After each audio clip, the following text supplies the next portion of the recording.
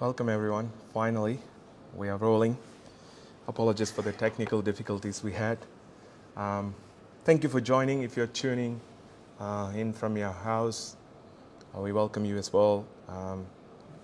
Thank you for the people who took some time to come here. Tonight, we're gonna have a jam-packed agenda, so I'll keep the ball rolling. My name is Henley, President of Gungahlin Community Council. I'd like to thank my colleagues from the executive for joining us today. We got a Vice President Ralitsa, and we got a Secretary Shah. We got Darren and Pradeep as well from the executive committee, so I want to welcome them as well.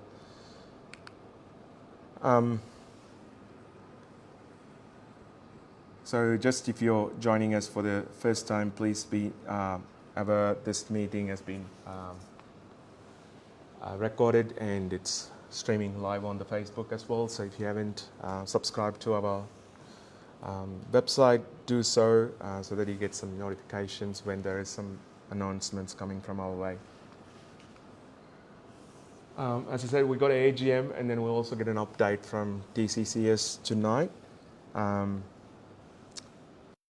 From SLA.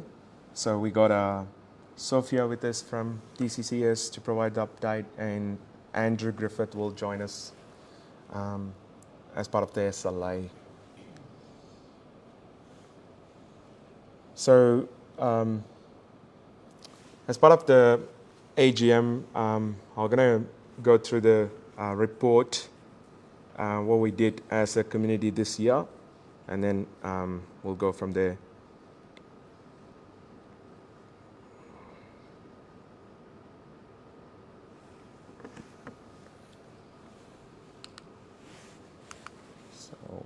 Simultaneously trying to put the slides as well on the internet. So this year, continuation of what we've been doing for the last few years. GCC campaign, it's continuation, it's ongoing process campaigning with the ACT government to work and improve some of the linkages between the town centres in terms of employment, in terms of public transport, and we expressed all our concerns with the TCCS, and it will be hoping that it will be action as part of the feasibility study. They have done it, but we're waiting for the outcome of the study. And we also responded to the draft Gungahlin district strategy, where we were emphasizing mainly on the planning system, and we have some concern and we made some recommendation regarding the draft Gungahlin district strategy. Also with the, there's an ongoing campaign regarding the Barton Highway Gungahlin Drive intersection. There's a huge, big, I think the big roundabout where there's a lot of accident happens. We were proposing about duplication on the rest of the pieces, also replacing the existing roundabout with the flyover. We also campaigned about the recreational facilities which we lack in the community. We don't have as much the other districts have. So we lack those recreational facilities, community facilities. So we campaign on those ones. And then, we've been continuing our campaign on all these things, like looking for better transport, commercial, job opportunities, health, social well-being, health well-being. So all these things we've been campaigning continuously. And then we made a strong recommendation for the ACT budget as well as part of this year. And the main thing I want to highlight, the one thing was the policing resourcing in Gungahlin. It's kind of the policing was a bit low, not just in Gungahlin, I think throughout ACT, but it was in a very difficult situation in Gungahlin. So we proposed of a petition. We did a petition in terms of couple of items in the petition, which was the lack of infrastructure. Police doesn't have a good infrastructure at the moment. They've been sharing with other emergency services. They don't have a specific room for the meetings and stuff. So we did a petition and we got more than 660 signatures. And we campaigned really hard on that one. We hope that petition will make some impact and government would probably listen and do some action. We know that some of the topics being discussed in the Legislative Assembly, but we were looking for some solid time frame in terms of how the planning going to happen, when we're going to get a bigger police station, what's going to happen to the ACS. So we're still waiting on those timelines. We also calls for ACT government to their commitment with the local walk-in health centre in North Gungahlin. Also, we've been receiving a lot of feedbacks regarding the roads, issues with the roads and the traffic and all those things within, not just outside the town centre, but also within the town centre. There was a traffic issues happening and lack of public transport services, ongoing concerns as well. That's one of the topic. We don't have better connectivity between the suburbs to the town centre, also from our town centre to the other districts as well.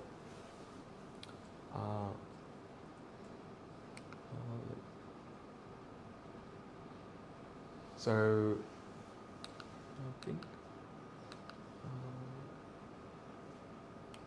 I think these are some of the few things. We'll put it up in the website as well, so you can have a look on some of the key things.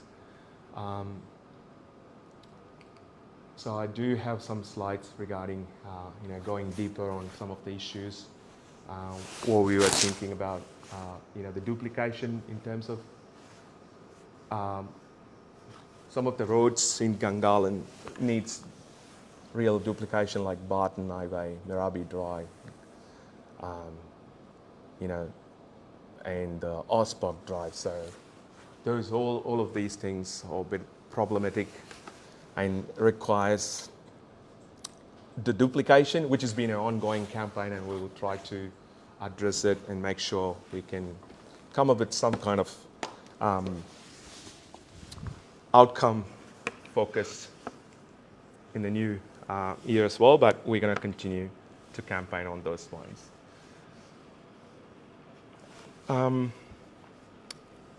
So these are some of the highlights for what we've been doing, and we're also closely working with some of the other suburbs groups like KC Group, where we supported them whenever they needed us.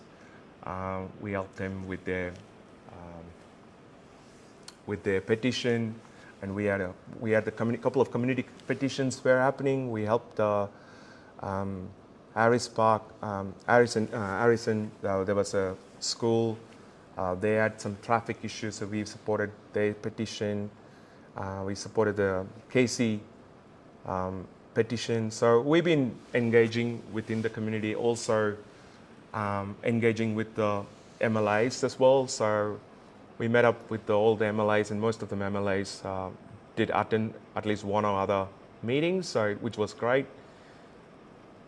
And we were also been campaigning on the police station.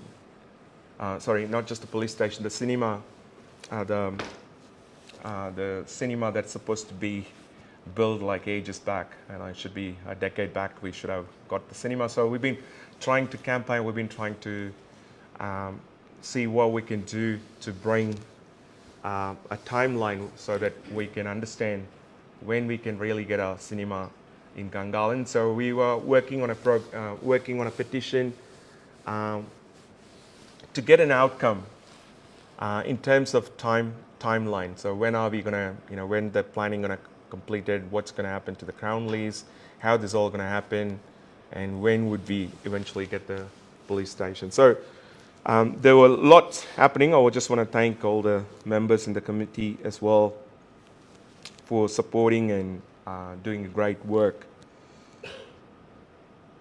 So that's the highlights from the 2022-23 financial year.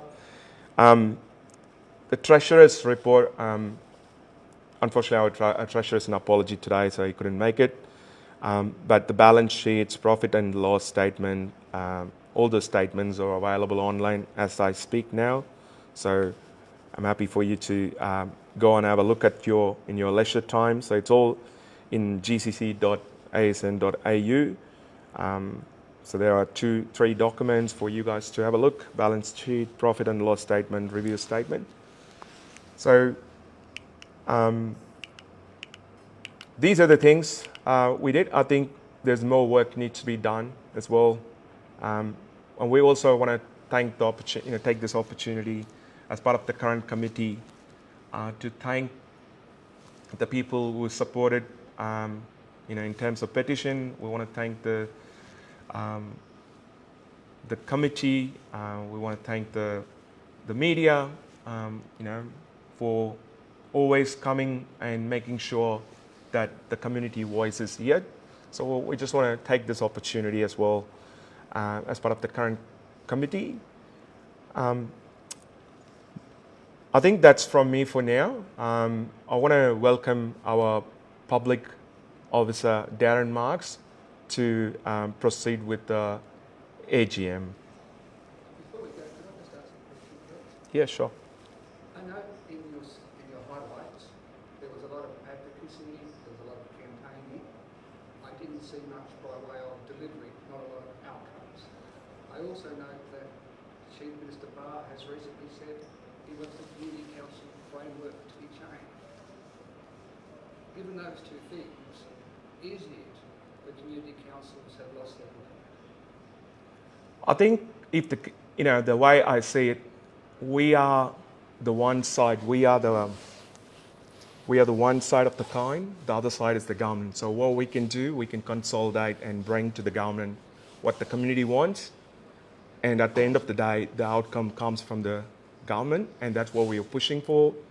And that's what I think we are aiming to achieve, and trying to make use of every single platform where we can, put together, saying these are the requirements for the Gungahlin in terms of budget papers, in terms of the petitions. All we can do those things. Unfortunately, I'm not sure. I'll probably, maybe for the benefit of everyone as well, I just want to make sure I make this point, because in Canberra, Gungahlin Community in Canberra, the Community Council are different from other states. The Community Council here are run purely by volunteers, and which is, if you have done a volunteering job, probably you would appreciate. It takes a lot of time from your normal 9-to-5 job and stuff. So at the moment, as the community, we don't get much of resource or support in terms of doing some of the documentation work, or we don't have a one contact person in the government where we could go and talk. So what we're trying to do with the limited time, with the resource we have, we try to engage with the community and make sure that we can prioritize the list that we need and then produce to the respective departments in the government or to the government. It could be in terms of a petition, it could be in terms of a submission, in terms of bringing people in, making this platform available for people to ask questions and they get the first-hand answer. So I think in terms of outcome, I think the outcome is we have engaged with the community, making sure that we understood what the community wants, staying together with one vision, trying to get the outcome for the people of Gungahlin. Thank you. Well, just to follow that up, and perhaps I'm going to put you in a invidious position. Yeah. If you tell me it's too political, my next statement, I'm happy for you to step back. What I'm hearing is Chief Minister Barr isn't taking any notice of community councils. Is that relevant? Is that real. Is Chief Minister Barr saying, I don't care what the Community Councils are telling the people what, he's going to do his agenda, come hell or high water? It's a good question. I think what I can say, we've been campaigning for some of the things for a long time. We haven't get the outcome what we want to. So it's, at the end of the day, it's up to the government to listen or not, but we will make sure we'll let the community know what has been listened and what's not been listened. And that's our job. And we will continue to do so. Thank you. Over to Darren. Can I just say that I think the gentleman's got a good point. Don't want to hold up your agenda for this evening, but I think it's definitely worth a follow-up because this is a threat, because it's an indicator of government that doesn't feel they're under any pressure. And if you don't put an elected group under pressure, they won't feel the need to change. Their only job is to keep their job. And if they keep getting re-elected, they won't care. So I think it's a very good point that should be followed up outside this forum. Because otherwise, you will be dissolved. Or they'll just say, look, go off and do what you want. I can take that point as well. I mean, your point here is not really aimed at the Gungahlin Community Council, community councils in general. Essentially what you're making is a comment about the effectiveness of community councils. I guess I'll address that in the sense that, quickly, I'll address that in the sense that there's not a lot of other groups essentially that represent the Gungahlin community or the various entities. And the community council is about as close as you'll get as a member of the general public within Gungahlin or within Belconnen or within the various regions, where you get the opportunity in order to be able to speak to government representatives, to look at the development applications that are coming through. So the community councils are very relevant to the government when the government wants to distribute information to the public about what's happening. Also for developers when they're trying to do DA presentations about what's happening within the community. The Gungahlin Community Council works with a lot of different entities to support them. Often, a lot of the times, the Casey Group, for example, that had issues, also dovetailed in with some of the things that the Gungahlin Community Council had been talking about for many years.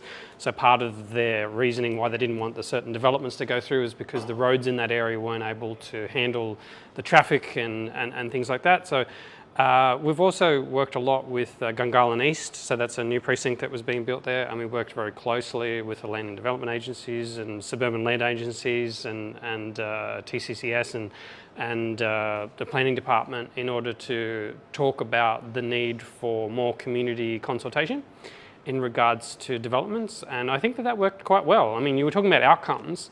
There was a good outcome that came from that, where essentially they stopped what was sort of happening there and went back to the sort of drawing board and did some community consultation with that. 100 members of the general public come together.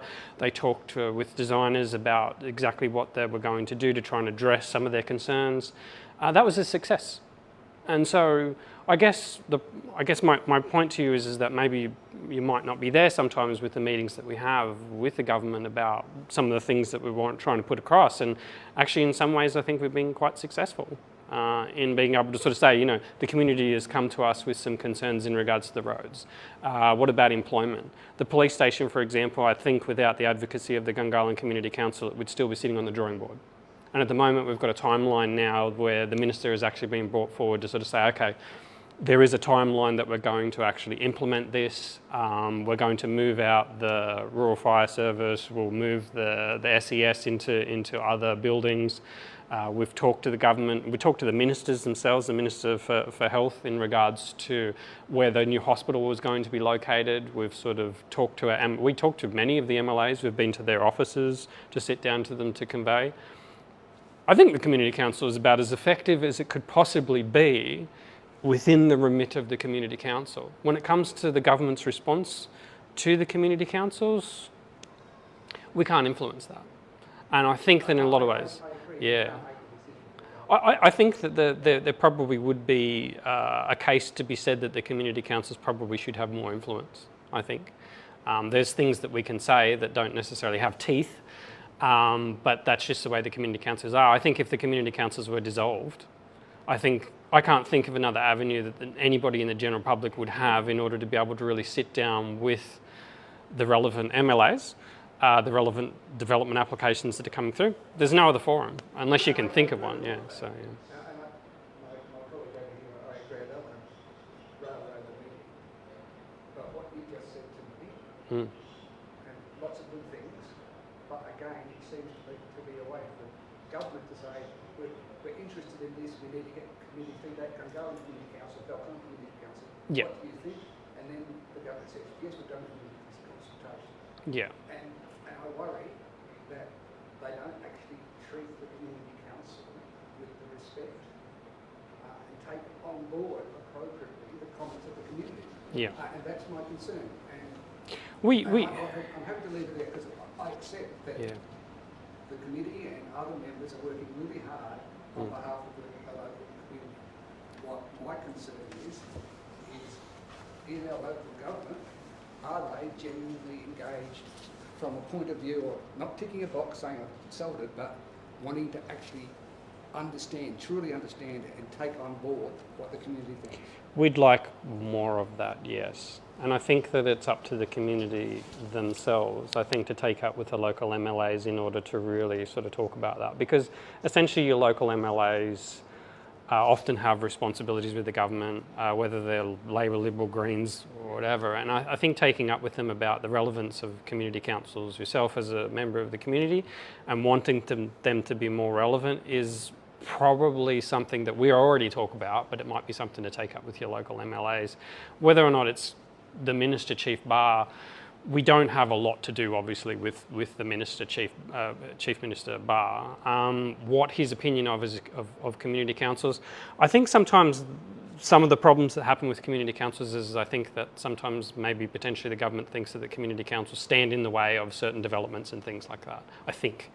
But the community councils are only really reiterating what the general public is sort of coming to them and to tell them about certain things. And in the Casey situation, for example, I think that we knew very early on that the community was not going to be in favour of that development. And it is unfortunate that it got to that point whereby the developer was in a situation where they were really waiting for their DA to be approved, and then all of a sudden it wasn't approved.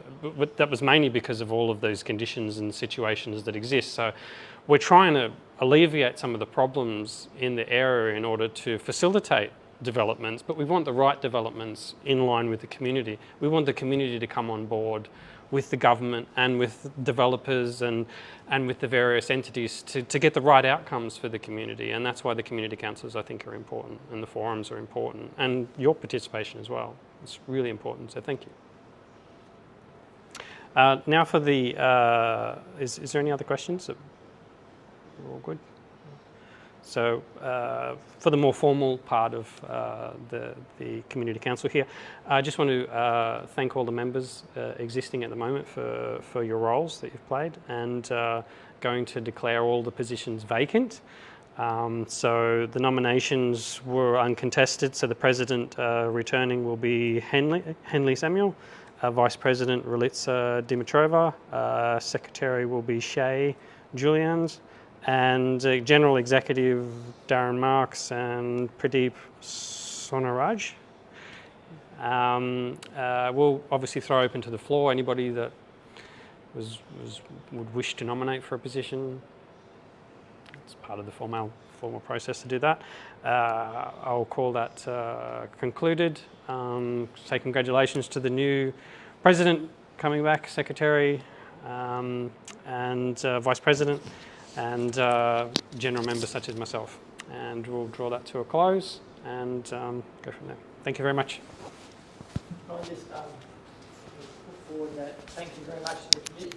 Thank you very much for nominating and wish you well in the next year, because part of this is the council can only do so much. There's a big part of the GCC, which is the community. So they need to get behind you guys and support efforts going forward. So I just want to formally thank the committee. Thanks. And we should probably say thank you to the members that are not here tonight, that are not returning. Thank you, everyone. Welcome the continuing member. I also want to take this opportunity to thank some of the outgoing members, especially Peter Helford, was the treasurer last year, and we've been in the community for a long time. So just want to thank Peter. I know probably you might be watching online. So yeah, we thank you on behalf of the committee. Also want to thank on behalf of the Gungahlin, the entire community as well, because your effort for the last, maybe more than a decade, it is very critical, and all your work, all your passion to the community, we just want to thank you, and we just want to acknowledge tonight that well done. Thank you for what you've done. And I also want to thank Prasad and Kofi for their support. I know Prasad been in the committee for a while as well, so thank you, Prasad, for your participation. Thank you, Kofi, for your participation as well.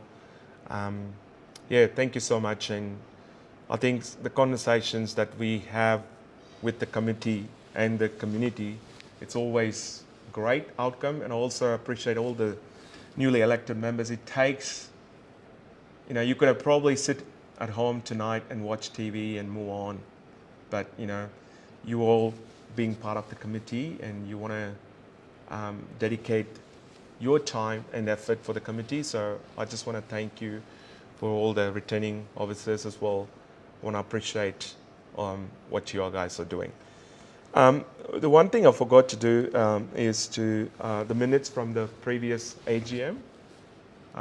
So I want to put it here, the link over there, it's available. So I think the executive committee members, I'm going to put it here. Who wants to pass it? Who want to second it? Shah and Darren? Yeah, cool. Thank you very much. All right. I think we're done with the formalities and all those bit. Let's get into the business now. So we got a speaker from TCCS tonight. Thank you, Clara, for coming tonight. We're looking forward to see what you got for us. What are the updates for Gungahlin? So if without further ado, I would like to welcome you. Thank you.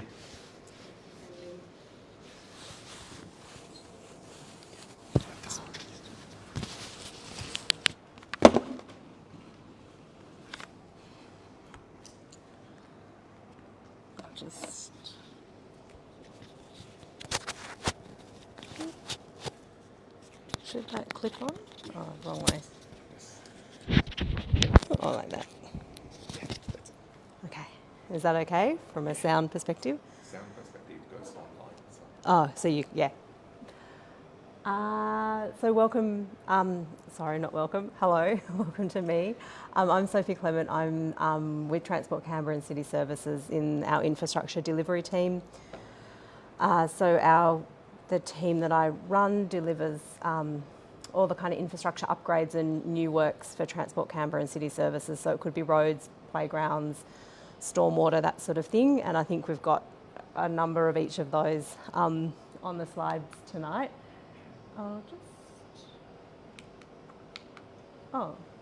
Do I press this to? Thank you. Oh, great. Forward. And backward, great. And that's the laser, great. Thank you. I think I wasn't pressing it firmly enough. So this is just a bit of a quick overview of the sorts of things we'll be looking at. But what we thought we'd come and do is just give an update to the Community Council on what infrastructure works we've got going at the moment and what's sort of happening over the next little while. So we'll start with the Gundaroo Drive duplication. Not directly in Gungahlin, but I think has a big impact on residents of Gungahlin. So that work is progressing quite well. We're anticipating it will be finished at the first kind of quarter of next year. There's some complexity in that job in terms of those intersection upgrades. There's some bridges through there. There's the creek corridor as well. but we're pretty confident we'll have that done at the start of the year. We've done a traffic lane switch recently, and there'll be another one of those in January 2024, and we'll see some of the new lanes and the traffic lights at Owen Dixon Drive becoming operational around that time as well. David Walsh Avenue Road upgrade, so that's a pavement rehabilitation project. The pavement on David Walsh Road has deteriorated quite significantly, and I think often has to have repairs done more frequently than we would like. So we'll be going in there to remove the existing pavement. There'll be some repairs to curbing and stormwater drains if and where required, putting down new road pavement and then doing the line marking to suit that. I don't know if anyone saw, we recently, the last couple of years, did some pavement rehabilitation on Northbourne Avenue, and when we did that we used a particular sustainable process which we'll be using again here on David Walsh Avenue, and it does a few things. One, it's quite sustainable, so we mill out and the existing pavement and we'll reuse that in the subsurface and in the asphalt. And the other thing it does is it's a quicker process as well. So what you'll see is there will be disruption when this happens, and there will be some road closures and under traffic management, but those works should happen relatively quickly for a fairly significant rehabilitation project like this.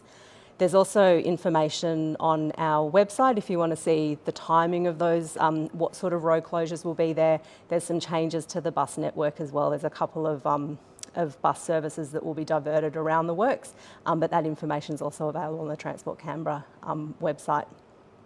We anticipate that work to be completed before the end of the year. So we're getting on site next week on the 13th of November. You might have seen that we've been doing a little bit of core sampling of the existing road, so you might have seen some activity on site. You'll see a big disruption next week, and that should happen fairly quickly and will be done by the end of the year. And if you're interested in the foam bitumen stabilisation, you can jump on our website if that sort of thing interests you. It's quite an innovative way of recycling the pavement, and the Northbourne Avenue project, I think it was the first project in Australia to use that system and that machinery.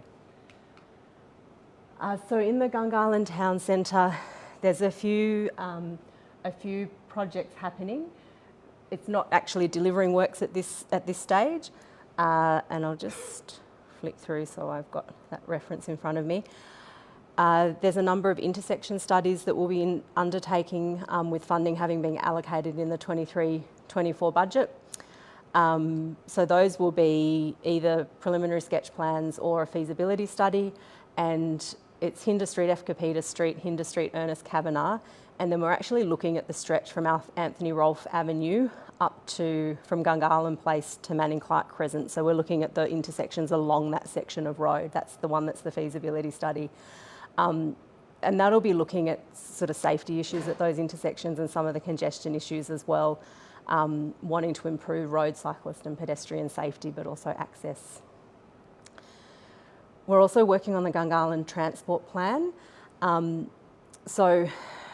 I've just missed my other notes on that, but we have a base plan that, in terms of, and I just want to make sure I get this right, a base reference model already, and what the Gungahlin Transport Plan will do, it will look at some short, medium term and long term options for what changes would we make to the network to help it perform better. In the short, medium term, that will probably look at existing issues in the network, and then the longer term is looking at where do we want to be in terms of a transport plan, and it might consider things like policy as well as infrastructure that we could deliver. So policy looking at multimodal kind of shift, different forms of transport, and the infrastructure that we might need to support that. So that's the Gungahlin Transport Plan. We've just recently closed a tender for that work, so we'll be commencing pretty soon with that consultancy. We will do some targeted consultation directly with representatives and probably with the Gungahlin Community Council sort of in the first half of next year. If anyone has questions, I'm happy for you to stop while I'm going, or we can do them at the end. And then also in the town centre, we're looking at active travel improvements. So we did a feasibility study recently that looked at how do we improve the active travel connections, safety and accessibility through the town centre. And now we're progressing I think there are between 11 and 14 sort of corridors or links that we wanted to upgrade. And so what we'll do is we'll take those through to preliminary sketch plans, and then high priority items of that we'll take through to to detailed design and DR, so that if we get funding, we're in a position to actually get on the ground and start those works. We're just working through the sort of the planning and also the prioritisation of that works to get a tender out, and we'll release that tender before the end of this year, and starting the consultancy early next year. For playgrounds, there's a couple of projects that have been going for a little while. The Casey CRIP, which is Community Recreation Irrigated Park. So construction started on that in September 2023, and again that's a fairly significant playground. A CRIP is similar to a district park, so it will have accessible toilets, shade structures, barbecue and picnic areas. There'll be play facilities for all abilities, and a multi-purpose court. So the idea is that that's a play area, recreation area that would be available for all age ranges, from toddlers through to teenagers, adults, and it should create a really kind of vibrant place for the community to come to recreate, and also parties or whatever that might look like in terms of the picnic facilities and barbecue facilities there. So we're looking at completion of that project in mid-2024. It's sort of, I always think it's interesting when you see big earth-moving machinery like that on site, and then it's going to end up in quite a nice sort of well-designed and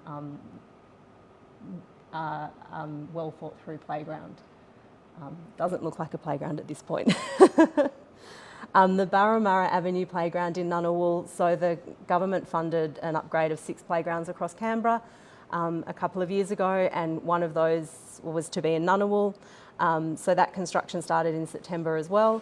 That's upgrading one of our local neighbourhood parks to more of a community recreation place that should service the broader suburb rather than just people that live within walking distance of the local neighbourhood park. We did some consultation through a Ngunnawal consultancy with this project, and so it is themed, and the Ngunnawal theme is Ginninderra Creek, which you might know this because it comes through your area, is Sparkling Ray of Light, and it has a platypus and fish in the graphics and as a play item. So we often try to do that where we can, is engage with the Indigenous, with the Ngunnawal community, and look at how, particularly with playgrounds, we can theme and integrate that culture into the playground. And dogs don't miss out. So we've been doing some works at the Casey playground recently. That does mean that it has been closed since July. We were hoping to open in November. However, grassing consolidation is a little bit out of our control, and it hasn't been happening as well as we'd hoped. So it's looking like we should be able to reopen that in December. So we've put some new paths in, mulching, irrigation and grassing, as well as the relocation of a couple of bench seats. So that's a kind of smaller upgrade. Then in Franklin, we're delivering a new dog park that went through some community consultation recently that I think had some good support. That was in 2022. It will have some dog agility areas with play elements. It's irrigated grass again. There's a picnic shelter, seating, drinking fountain, and an accessible loop path, as well as a car park.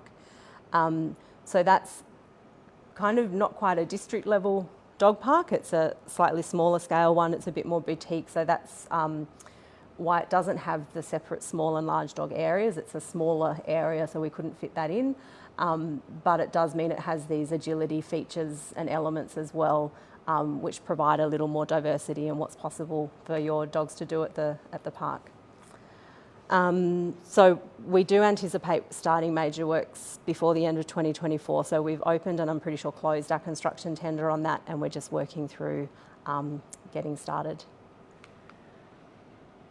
Yarrabee Pond District Park public space upgrades. I know there's been a lot of work by the community in terms of advocating for this piece of work. In 21-22, we did come in and do some refresh works and improvements around Yerrabee Pond, and there's a list of those sorts of things there. It included some upgrades to the playground as well, with the Flying Fox and some new softball for the Flying Fox and a few other elements. In the upcoming upgrades, at that time we also did some design work, and now we've got the funding to construct that design work. So at the Yerrabee Pond District Park, which is the Wonderleck Street area there, we're going to be doing a refresh of that facility. So currently it's got the public toilets and picnic facilities. There's quite strong feedback around the age of those toilets and that they're probably not meeting the service level that we would want at a district park. That design is on the Your Say, I'm pretty sure, or on our TCCS website. So I encourage you to have a look. It will really change how we retain that structure, but it will really change how that structure is used, and I think it will make it much better and more usable for the community. In addition, we're putting in some toilets at the Besant Street playground on the other side. We're also just doing some adjustments to the car park there. We're doing some additional car parking on Phyllis Ashton Circuit near the commercial precinct, as well as some minor changes with directional signing and line marking to help with some of the parking issues in that area. There'll be some minor upgrades to some picnic facilities on Phyllis Ashton there as well. Yeah. So we're currently finalising some of the design work, and we're working through planning approvals around the additional parking. So we're looking at getting that construction tender out at the start of next year, and then we should be starting works pretty soon after that. This is just a few other programs that we've got underway in Gungahlin. We do a school safety program which sort of looks across Canberra. Some of that works is focusing in Canberra, in Gungahlin at the moment, which includes a new raised pedestrian crossing on Kellaway Avenue near the Gold Creek High School. We've also been doing some works on the Ngunnawal Neighbourhood Oval. We've completed the irrigation works there, and I think next year we'll be starting the main works. And that's lighting and amenities block and some formalised car parking to support formal bookings on that oval. And then place-based minor improvements. So each year we audit playgrounds on a regular basis, sort of weekly, monthly, but each year we do an annual safety audit as well. Out of that safety audit, there's a number. We've been working through the high priority into the medium priority items on all the playgrounds across Canberra. So what we're seeing is that we'll probably have some works at Narden Street Community Recreation Park in Crace and Yerrabee Pond Playground coming out of that safety audit process. And I think that's it. This is just some information. You can jump onto our City Services website. There is a Gungahlin tab, and it should have information about each of the infrastructure projects that are happening in Gungahlin. We also have a community engagement email. And sorry, I haven't clicked. There it is. So we welcome feedback, or if you want an update on a project, or if there's an issue with a TTM, we're very happy for you to pop us an email at community engagement, and we can get back to you about that. Did anyone have questions?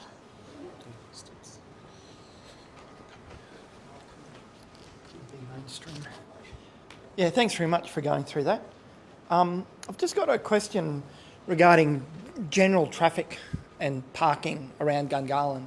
So I've lived in that Yerrabee Pond precinct for about 15 or so years. We've had multiple developments go up. I've reviewed all the DAs. It gets a traffic sign off, it gets parking sign off. We have comments like, great new building. We don't need to put much parking in there because, of course, everyone will catch the light rail, so it'll be great. They will all have environmental tenants, not a problem. Well, that's obviously rubbish because Canberra's residents drive cars. You're not going to stop that. In fact, if they share dwellings, they'll have 2 cars or more cars. So the parking around the streets in the precinct, town centre, up where all the high-rise are, has just ballooned. There's lots of people parking on footpaths and nature strips. If you bring it to the TCCS attention, they just go, look, they've got to park somewhere. You know, we don't want to infringe on people, even though it's against the law. Also, we had parking near us where people would park there on weekends to go to the park. Now, there's the latest apartment building that's gone up in that precinct. Again, more cars than were catered for. So now those residents park across Gundaroo Road and take up all those parking spots. So even if people wanted to visit the park on weekends, that's when everyone is sitting in their apartments. They leave their cars there all weekend. So if you build new car parks along Wunderlich Street there, which you would think would be good to service the businesses and the community in that precinct, then there's nothing to stop the residents saying, oh, great, more car parks, we'll just fill all that up. And then someone wanting to visit the shops or visit that area is going to get a car park anyway. I don't actually have an answer to that, but it's a failure in planning. It's a failure in endorsing DAs when it's blind Freddy can see that it's rubbish. So the bureaucrats need to do their jobs. So I'm just hoping going forwards that the bureaucrats will take their jobs seriously and not just wave through development applications, because it's now having a real impact here, and the traffic around the town centre is just ridiculous, and all the cars parked on all the footpaths and nature strips is getting ridiculous as well. Yeah, and I don't have an answer either. That's right, it's just on the record now, that's all. There is a policy question around that. I think TCCS does, I mean, they do take pretty seriously parking on verges. I think where it's becoming a big issue, we often put a bit of extra attention to it. It might not be in these places.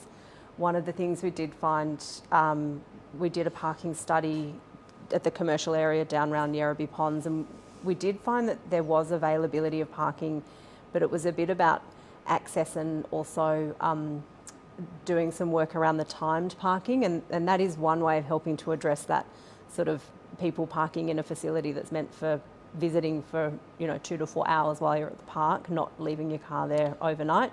That doesn't answer the question about is there enough parking available. There are some measures that we can do.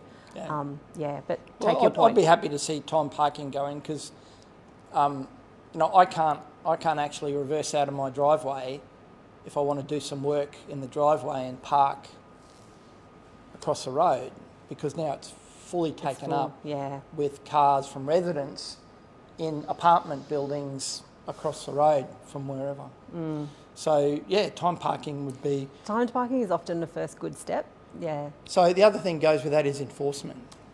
Yeah, often when we change timed parking limits, we will let the enforcement area know so that they can up some compliance there once we've made the changes. And they can't always respond to those requests, but we do communicate that way. Yep. Yeah. I just thought I'd just point that out to say, with what's going on around there, just be aware that if you go to all the trouble to put in extra car parks, which I think is good, not that I'm advocating more cars because that's bad, but you might find that the cars that take up those spots aren't what the ones was that intended. we want. Yeah, that's right. Yep. Thanks. Thank you. Thank you. I can probably address some of what your concerns are there is that, and it also addresses your question about before, is that I'm part of a group, Friends of Yarrabee Pond, that is part of the Community Council, that's negotiated with the Community Council, that's been in collaboration with the Community Council to talk to TCCS in order to talk about the issues down at Yarrabee Pond, and with the collaboration between the Community Council conveying the concerns to TCCS, they did a Your Say study, and a petition sort of came out of that, and a Your Say was conducted, and the community were consulted. They had stands dotted all around. They talked to the community. They had found out what their concerns were, what they wanted. A plan was formulated in order to look at those concerns, and that was about safety. So there's lighting around Yarrabee Pond, the toilet facilities upgraded, a whole bunch of new park benches were installed around Yarrabee Pond for the elderly and people just to enjoy the parks. There's a whole bunch of things that toilet facilities been upgraded because they didn't have disability for people who had disabilities. There's a whole bunch of things that have sort of gone on there, and so that I would classify as a success. I mean, $3.2 million is now allocated in order to upgrade Yarrabee Ponds, so that's very much in consultation with the Gungahlin Community Council. The Community Council regularly sort of meets with TCCS in order to talk about issues such as the active travel. In regards to the parking isn't necessarily bad for public transport because currently you can't get a bus down the streets because people park on the side of the road. So more parking is not necessarily anti-public transport. Sometimes you can then alleviate so the buses can get down there to activate the area with public transport because currently you cannot get a bus down there. So there's the other aspects about timed parking would be good, and in some ways, yeah, there's a planning issue in regards to apartment complexes maybe not having enough car park spaces and then people park out on the street. So I think it's a good thing in order to have those extra car park spaces so that residences could potentially park in car park spaces further away from where the shops are and free up those car park spaces and having certain times that are there. I've also talked to some people in the area that, a couple of hours sometimes might not be enough in order for people, for example, of going to the hairdressers and things that might need car park spaces for a bit longer. So, it's about working in consultation with the government in order to sort of help to implement some of these programs. It's really good to see that the Flying Foxes are back in action again. Yes. There was a whole bunch of resurfacing there that was done at the Flying Foxes because they were in a state of disrepair. It'd be good to see there's some talk about skate parks and things like that. Potentially might get renovated hopefully in the future.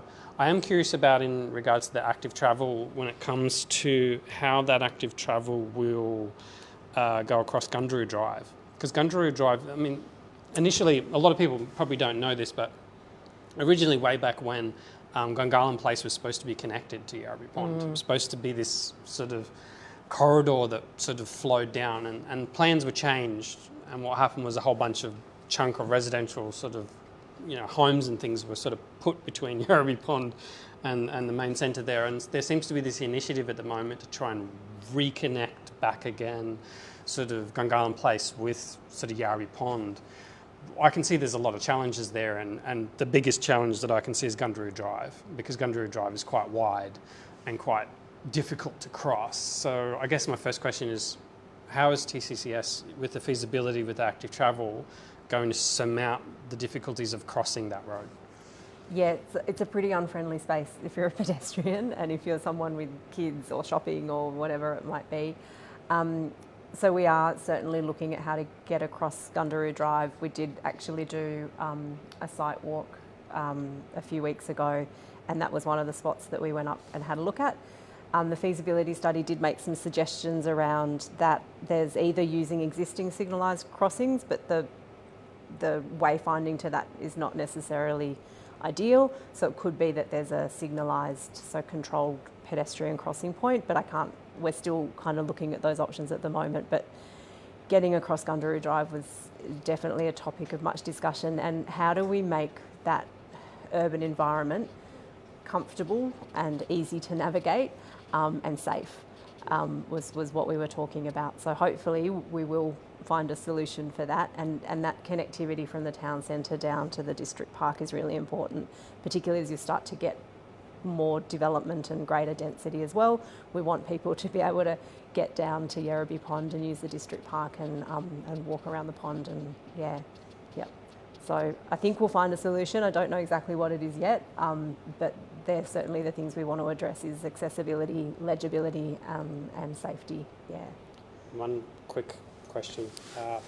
The Community Council, I guess, for a little while has been trying to sort of really understand Minister Steele's sort of conversations that he's been having about the mesoscopic studies and the various different, from our conversations, there's very different levels of studies that are sort of all going on at the same time. Some of them have already been done. Some of them are sort of in the middle of being done. There's some quite elaborate traffic models that have been implemented that the Community Council has sort of talked to TCCS about whether or not we could have a closer relationship with TCCS to understand some of that complexity.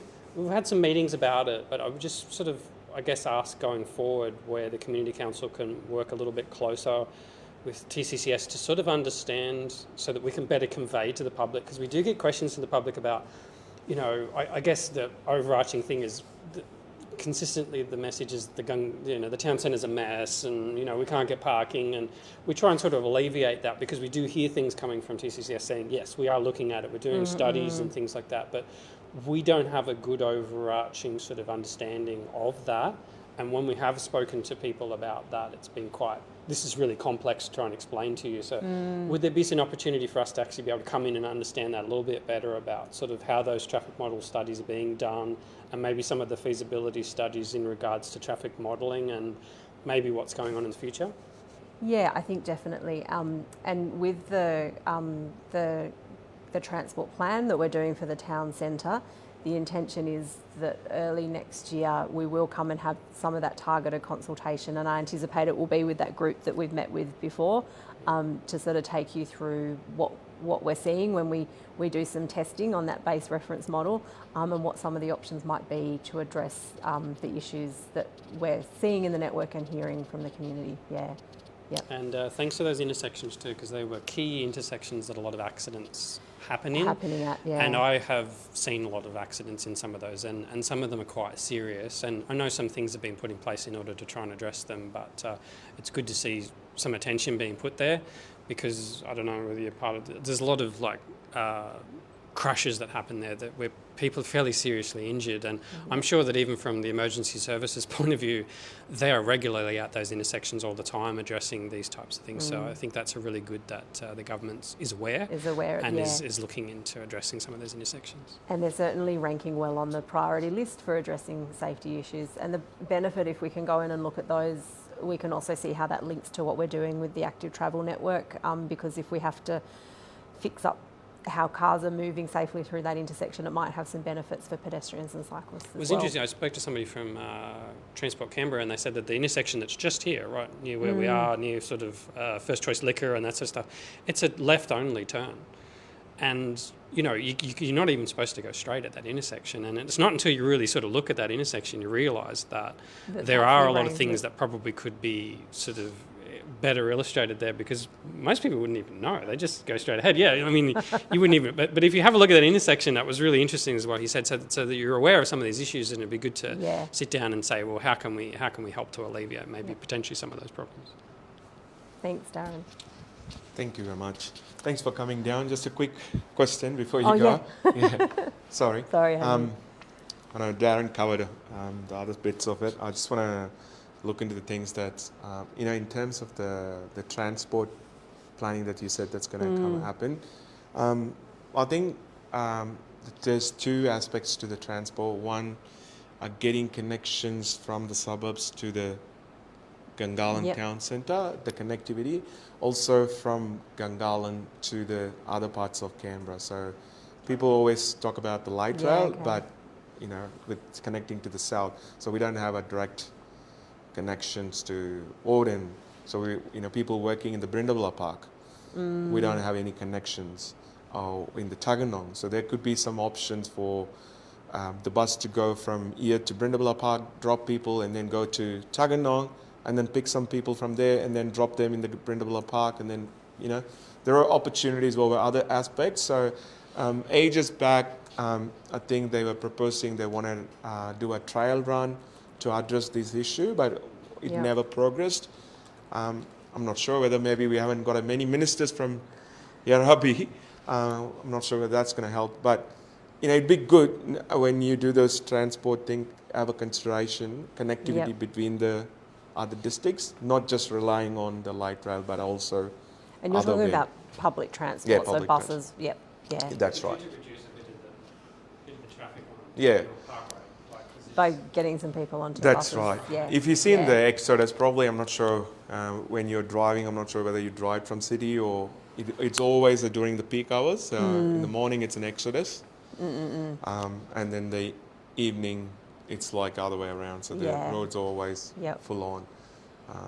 There's a lot of people using our kind of those big connecting arterial that's right. roads. So that would actually reduce the, a lot of thing on the road. And also want to talk about the duplication of the road. So I know you highlighted something on the power pack, but I'm not sure whether any duplications for like Osbog Drive. So there's Merabi nothing in Drive. the current budget for doing that Yeah. kind of duplication works. The transport plan that we're working on at the moment is focused on the town centre. It will sort of zoom out and take a look at the connecting arterial roads, but it won't look in a lot of detail at options for that. But that is something that it'll have a kind of consideration of that, and then it might make some recommendations about further work to look at what needs to be done. And I think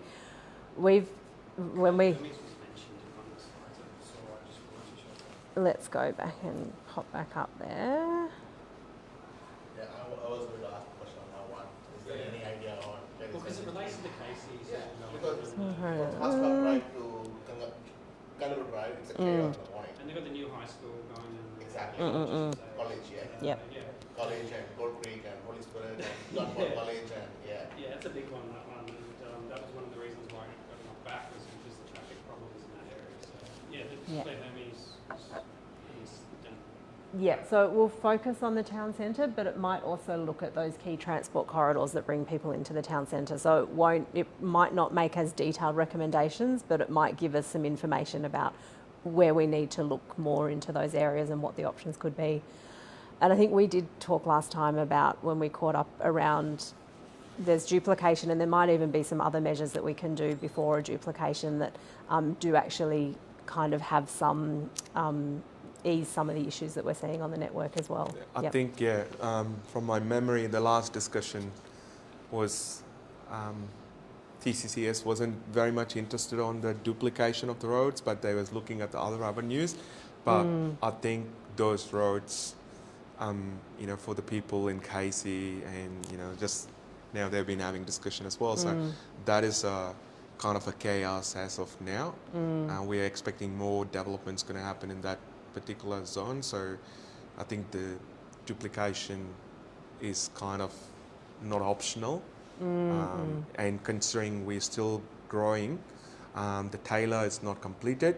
We got our Jacker stage 2, and then we're going to have shops in Moncrieff. All these things going to happen. So I think Quite a lot of activity. Yeah, it's rather than being reactive, we can be proactive and then think about those options and complete those duplication. I think in the original plan, all these roads are supposed to be duplicated, and what it's happening at the moment, especially in Casey, it's people are using the suburbs, the interior road. Yeah, that's right. And it's putting a lot of pressure on those inner suburbs roads. Usually you don't expect the traffic, but it's all lined up. So we have to do something, I think, now. Otherwise, it's going to be a bit of more chaos. So. Yep. Cool. I'll take that feedback on, and I think this might come up with where we look next, but it probably won't come up with exactly what we're after.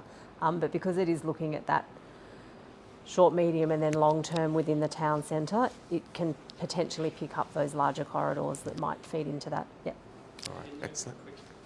One of the things, the reason why we like to talk about these is we like to bring it to the attention of the government so that we can get some of the feasibility studies underway. Yeah. Because in order to, the timeline from feasibility study to funding is quite long. And so sometimes, I guess, if we're pushing for certain things like Mirabai Drive, for example, had duplication, but there's only 3 lanes across the bridge, and nobody could really explain why only 3 lanes were sort of put in there. The Horse Park Drive behind Amaroo, for example, was a brand new road when Moncrieff came about. Single lane, built, brand new road.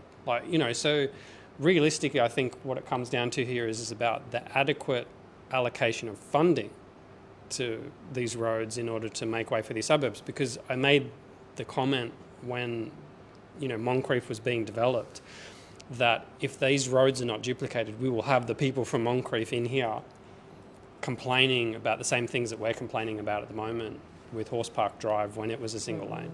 And we had people from the government who were looking at the new suburbs when they're being built, and they were saying they were only partially going to duplicate Horse Park Drive in certain sections. with Jacker, you know, so, and I was really concerned at the time because we had people from the government that were standing there saying that we do not think that this road needs to be duplicated.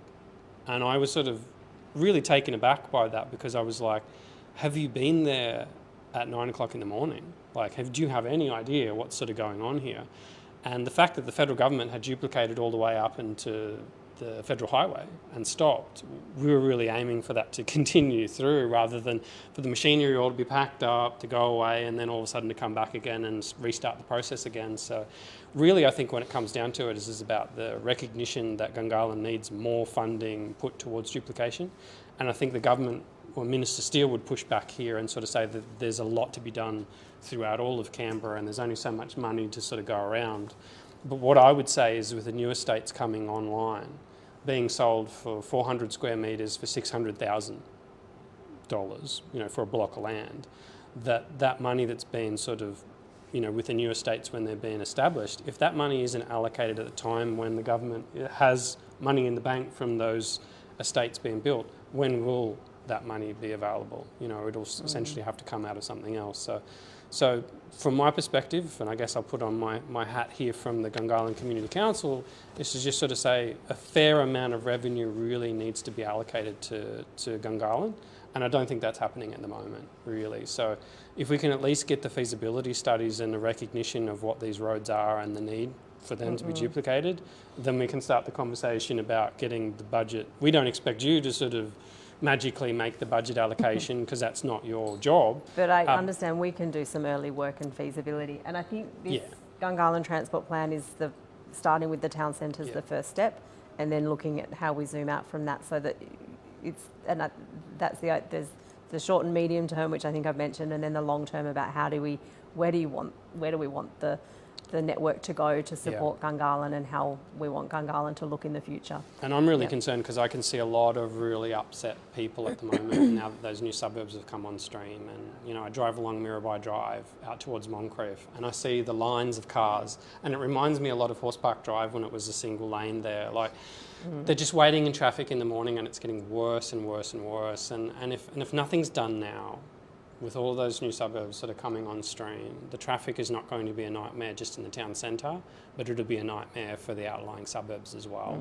And it affects business. A lot of people won't even come into the town centre. I don't shop in the town centre. And if I was a shopkeeper, if I was somebody that owned a business in the town centre, I'd be concerned about the lack of addressing of the issue because it would be costing me money as a business because I don't want to go anywhere near the town centre. It's just too much of a hassle. If I can support my friend here, Because I suspect I was at the same community council meeting that my friend was at, where we actually had a minister come along and tell us the policy of the government was to build or to duplicate roads when the suburbs were complete. Because we were talking about the suburbs heading down there, Horse Park Drive, you know, and we were saying, well, it's one lane, you're putting 40, 50,000 people into those suburbs. It's only 4 or 5 years and you're going to have the same problem we were seeing in Horse Park Drive at that time. And it's no cheaper to do it in the future. Well, it's actually more expensive, but so I don't actually think it's you personally or even your department. It's a government policy that has to change. It has to say, if we're going to put a lot of people into an area, we have to put the infrastructure into that area at the time we're developing the suburb, not wait for the people to get there.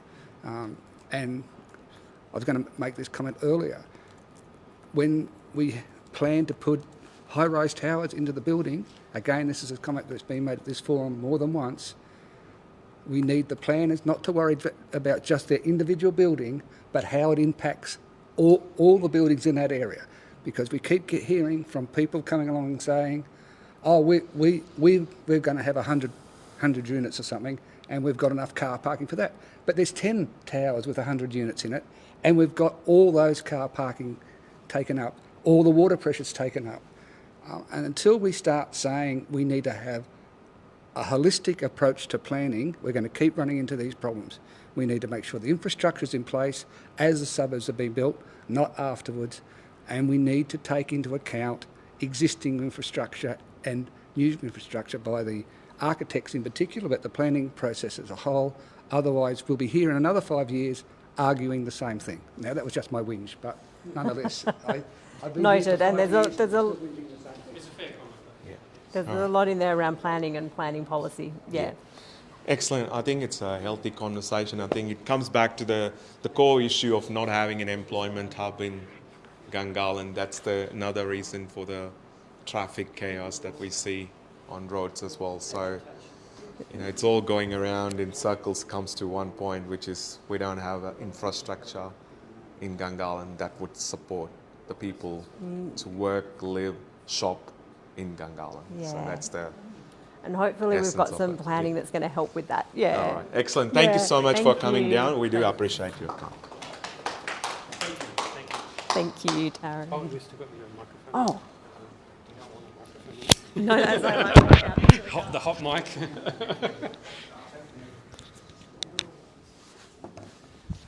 All right. I think that was a healthy discussion, healthy conversation. Thank you.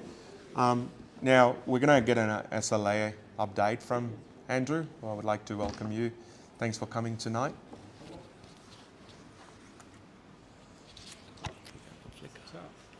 Flip this one.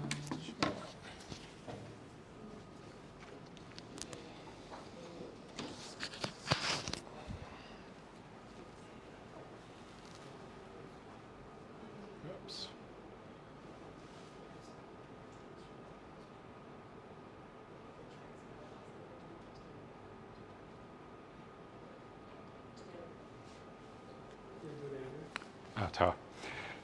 Thanks for having me tonight. My name's Andrew Griffith. I'm the Development Director with the Suburban Land Agency looking after the Gungahlin District. So just in general, I have a bit of oversight for all of the projects and our activities in the Gungahlin District. I'd like to commence with acknowledging the Ngunnawal people as the traditional custodians of the land we're meeting on, and recognise any other people or families with connection to these lands, and recognise their continuing culture and their contributions to our communities and region.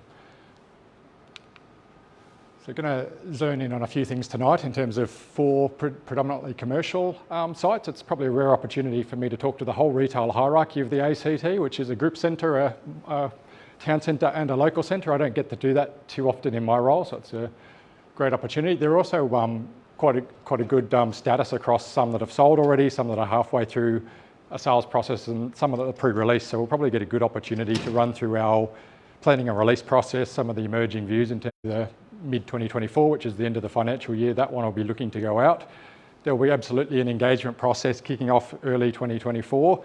It's probably going to be a pretty sharp engagement process in terms of building on our work from the Taylor Local Centre and the Moncrief Group Centre of that space. Really well located local centre. That's an isometric view of Jakarap on the side there. The local centre is the red dot in the middle there, and it's really at the centre of the area. It's got some great ponds out the back, so really good public domain. It's been designed with a public plaza in the middle there, and we're expecting it to be a future destination site. It does have a lot of commercial or other local centres around it, so if you're going off to the side, Taylor's got a local centre or a local centre coming. We'll talk to that one shortly on the next slides. Bonner's got a local centre in place. Moncrief's got a group centre proposed, and then Amaroo, which is not far away, also has a group centre. So in terms of the viability of the local centre that's in here, it is only a residential population or dwelling population of around 700. So we're going to really carefully consider to make sure that that's a viable site when we move through the engagement. It's really important to look at flexibility of what that site can offer. What's the difference between local centre and the group centre? Yeah, apologies. I probably should have started that one off because it'll help with the terminology of tonight. So group centre, I think that one's well known to most people. That's where we're standing at the moment, and it has your major commercial core, your big box retail, hopefully your employment hubs. I know the Community Council is pushing really hard for that one, your colleges, your libraries, that type of thing. Moving down, and that's intended to be your big weekly shops, your bigger one-off stuff such as clothing and other things. Moving into your group centre, it's more of your weekly shop. You typically get a full-line supermarket. You'd want to have some co-location of community facilities and other things. So you might have medical facilities, potentially petrol stations, those type of things. Your local centres are geared towards the local needs of the daily community. So that's things like your milk, your bread, your community or business services that are directly relevant to just the catchment within the local centre. So when we're looking at Jacka, it would be expected to have people from Taylor and Bonner probably come from time to time, but it's designed around that 700 dwelling population within the Jacka district of what they're looking for. It does give us a little bit of a challenge in terms of the engagement because that's a future community. There's not a lot of houses in Jacka yet because we're still in the process of building civil. So we do have to really lean on what we've learnt from the Taylor engagement, which is a more advanced and mature community, or the Moncrief stuff. So that's where we'll really be building the engagement off. We do have a pretty good database already with our Jacka or our future Jacka residents. So we'll also be leaning on those guys as we move through the process. Again, within that local centre, opportunity for a range of retail and community facilities and business services that are designed for just the daily needs of those local residents, and then that's within the hierarchy of supported by the surrounding stuff. So as noted, it's the engagement from early 2024. We'll definitely be in touch with the Community Council, and whether it goes up on Your Say or other forums, we'll be pretty active in terms of trying to promote that to get as many voices back as we can. And then with a release planned for mid-2024. We haven't exactly landed on exactly what that release process will look like. Possibly would be leaning towards a tender, but we'll update that one as we move through the process. Moving through to the Jacka Local Centre, so pleased to announce that that one has exchanged or sold, as we would normally call it, and it's due for settlement in early 2024. So I know we've engaged with a lot of Taylor residents that have been eagerly awaiting that site. The last dot point there does indicate that the buyer will be responsible for development in terms of the site in accordance with the planning system. That's not wanting us to shirk our responsibilities in terms of the timing of that development. Just important to point out that Suburban Land Agency is not fully in control of the timing, so there is a process to move through in terms of getting development applications, starting commencement of construction. We'll absolutely be working with that developer and looking to communicate back with the community the status, some of the tenancies they're looking at, the early development intention. It's also co-located with a pretty impressive temple that's popping out of the ground for those who haven't seen it. So we are really seeing that spot as a future hub in terms of a destination. So I think that co-location works really, really well for making the local centre a future viable spot. And as noted there, we thank everyone who got involved in the engagement that we did quite a while back now. This is the end of that process of the end of that two-stage tender. We look forward to this one popping out of the ground, hopefully in the not too distant future. Just as a quick refresh back towards just the key snapshots of the engagement findings and what came out of that. Again, this is a summary because we did do that engagement with Moncrief and Taylor together. So the stuff very specifically for the Taylor Local Centre was cafes as a welcome inclusion, and where we've taken that into the sales process of the planning conditions and the Crown lease will require a minimum quantum of commercial land, so that's non-residential land. If I went back one slide, that's typically that red line. So the red line is what we call an active frontage. That's mandatory commercial. So everything that's along that red line fronting the car park needs to be some type of commercial, be that business services, supermarkets, shops, that type of thing. And then parking should be prioritised. So the SLA has or is in the process of finishing off the car park, which will be public domain maintained by government. So there's about 80 spots in there, which if we were contrasting that with another local centre such as Bonner, that's pretty on par with that one in terms of picturing the scale or the process there, and we've tended to monitor that one, and the parking capacity within that local centre tends to function fairly well. Just back to that slide again, so the car park is that bit at the top left around the side there. And green and open recreational spaces be given close consideration. Now, it was a very, very small site in terms of trying to integrate any further green space within the local centre site, particularly with the developer needing to maximise what they can get in there. Back to just my picture again, there is the Tate Park just across the road and then the community facility next door. So we did try to take that one on in terms of lots of trees in the car park, trying to get green space in, but we've gone with trying to leverage the surrounding green space versus trying to mandate any further green space within the actual local centre site. Moving on to the Moncrief Group Centre, which is a little bit further behind the Taylor Local Centre, but it is also stepping up within that retail hierarchy, probably a strategically slightly more important site for the surrounding region in terms of the opportunities on that site. There is two zonings on the group centre site, so you could look at it as one block, but the two zonings do allow slightly different things. So we would expect a full-line supermarket. It would be very surprising if we don't get one there, and I'm probably able to share that the people that were looking at it as part of the first stage tender process absolutely had most of the major supermarket providers that we would be expecting in a location like this. You'd also be expecting a mix of retail, residential living opportunities. There is a yield of up to 90 dwellings permissible, particularly on the CZ5 site on the right-hand side there.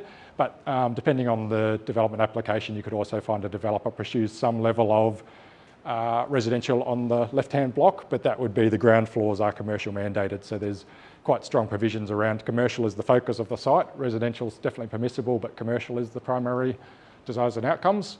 So SLA is presently working through what we call our design and place framework. So that's a document that sits over the standard planning principles that's supplementary to the territory plan and things like that. It is also important to note we are moving through a period of transition in terms of the planning system. So the new territory plan or the new planning system does add a level of complexity to this. Now, we wouldn't blame that to the delays in this one coming out, but we have wanted to strongly consider any impacts on this release, because it's really important when SLA manages a release that we're not doing anything that could be deceptive or misleading. So it's really important for us to have spent a little bit of time navigating exactly the impacts or opportunities for this site. So that has led to a small delay in terms of this one getting out on its second stage. It is a little bit behind Taylor, but we're expecting the second stage tender should be released by mid-2024, hopefully a little bit before that. And that's the process that will then lead that one to hopefully into an exchange and a settlement and then coming out of the ground. So in terms of Taylor, we're probably sitting about a year behind that with the potential forward movement. Moving into the town centre, we've got block 1 of 228. So it's very similar to Moncrief. It's halfway through a 2-stage tender process where we've shortlisted suitably qualified and experienced developers who could build a site like this. It's quite a strategically important site, being one of the last commercial core sites in the town centre. As was noted earlier with a lot of people, it's in a location that's got some traffic intersections that probably do have some issues in terms of flow. So we'll be very, very careful around not wanting to agitate those and engaging with everyone in terms of what the development outcome there is. Again, like the Moncrief site, we're moving through a place and design framework that'll look at our supplementary requirements. And again, similar to the Moncrief site, we're very carefully considering any impacts from the new territory plan. There has been some small changes and provisions that could impact sites like this. Moving back to what we talked on at the first engagement, and we would expect to be coming back with more of an informed type engagement on this one of this is what we heard from the previous stuff, this is what we're proposing. There will still be an opportunity for feedback on that before it moves out to market. But moving back to a previous presentation, so there is mandatory commercial on the ground floor, and under the old territory plan it was the second floor as well. We're still moving through that process in terms of that. You would expect some residential on this side. It would be surprising with the 6-storey height limit, or formerly the 6-storey height limit, if someone didn't pursue some level of residential. But again, similar with Moncrief, it's a very strong focus on commercial, particularly on the ground floor that has some active frontages in that space. So with our place and design framework, we're expecting a high level of urban design and active frontage.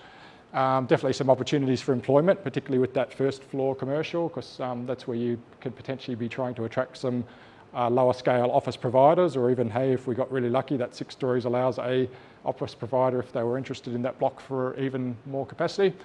Very similar timing with Moncrief, where we would expect the second stage tender out by mid-2024. We will be committing to keep the community and the GCC updated around what the proposed framework's going to look like, when the time is going out, and any engagement opportunities that we pursue in terms of getting this one into its second stage.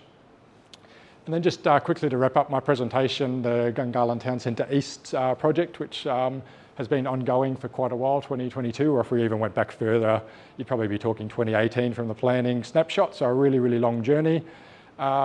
Just back to the comment before about Gungahlin Community Council advocacy, that's been quite important in terms of this process of moving forward. And we're pretty excited about where we've got to on this one. So the place and design framework has been presented to most people on the your say in terms of that draft process. We are still mindful we need to formalise that, and then it's not a straight away process in terms of the outcomes. There is still what we used to call an estate development planning process that will now be called a subdivision process under the new territory planning process. That could be up to a 12-month process, so it's not one of those things where we'll be doing the outcomes of the place and design framework straight away. And we would also be expecting that GCC East is kind of a 5 to 10 year investment, possibly longer, in terms of government strategically picking off releases, monitoring the outcomes, and monitoring the place and design framework. We'd absolutely be looking at that as dynamic in terms of the framework we've set up would be a master plan, but we recognise over that 10-year horizon there will be a need to review how it's performing, a need to look at if there's any other opportunities. You may also find government's priorities in terms of investment for things like libraries, for example, or something else might change over that period, and that's a good opportunity to continue to look there. So as noted there, we'll keep the Community and Community Council updated on the USA page as soon as the planning framework reaches a level of what we would call formalised or finalised. And then from that, there's the formal planning processes and back into what we'd probably consider a more traditional individual block release process again that's been on hold or semi on hold for a couple of years now as we've tried to move through the process. So that was it from my presentation. Certainly happy to take any comments, questions or suggestions.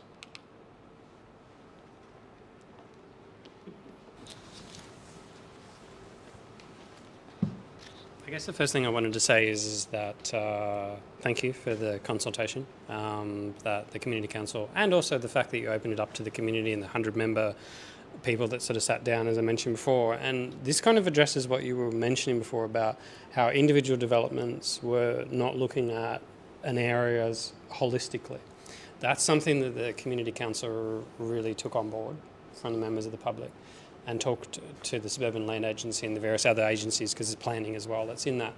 And I guess I'll ask the question to you so that you can reiterate, but are you looking at Gungahlin East in that context as a precinct rather than individual? That's kind of what you were alleviating or talking about before. How does that work? Yeah, no, absolutely. So that's correct. So that's one of the learnings there, that we've sort of felt there was a good opportunity for us to take a lead role in looking at that as a precinct scale development and how the individual blocks would interact. It is important to note that it is the continuation of an existing town centre, so there are constraints around what we can achieve in terms of that place. There's some blocks even within GCC East, or what we're terming GCC East, that have already been released or built, so we are working around a level of constraints, but we're absolutely wanting to look at that. And not just look at that as we go through a subdivision plan. There's the circulation to very broad parts of government. Traffic will absolutely be a really important perspective in there of making sure we're not agitating any existing issues or making it worse, but also to making sure we're not having similar conversations of you guys really should have known better around that intersection or this intersection.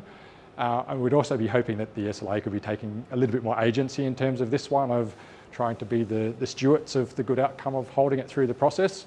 There is still a little bit of fluidity over what the release methods will look like, so I can't commit too much further into that of whether it will be individual blocks, bigger opportunities. But we're definitely going to be taking a forward focus that looks at the blocks in a holistic manner, not necessarily an individual release. And that kind of ties a little bit into the aspirations of the new territory plan as well. It's taking a lot more of a outcome focused, or the language around that is an outcome focused process. And if you are looking at individual blocks, it's very hard to say, well, which block should share the liabilities or the opportunities for outcomes. So it is one of those things of when you look at the outcome focused and say using just a random example of residential aged care, you can then start to look at where's the best opportunity in the area for that. If we leave it to individual developers, they're going to have their individual motivations or desires. And looking at that precinct scale also lets us look at things like traffic across boundaries. Whenever you look at individual blocks, the developer's going to look kind of siloed inside. When we start to look at precincts, we can look at shared parking, how blocks function together, even possibly some shared tenancy, such as mixed use, where you've got multiple buildings of different tenants, and then even onto other things like the government exploring its next build to rent site within the town centre.